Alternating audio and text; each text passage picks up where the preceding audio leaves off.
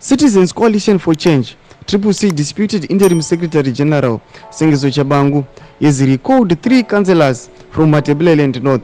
Muri Zimbabwe, Tshabangu yawodzoka zvakare kunyangwe IPU UN vachiti aiwa they are working towards kuda kuritena CCC record MPs. Sengezo Tshabangu ndopatobona anotowedzera kurikola vanhu. Sambe namashoko abuda tagomzana naso kuti bo subscribe like utina on the bell icon. Saka tonoamonyogwa muchinzi ine notice Zimbabwe Electoral Commission ZEC Chief Elections Officer Utloitle Slaigwana confirmed the recalls.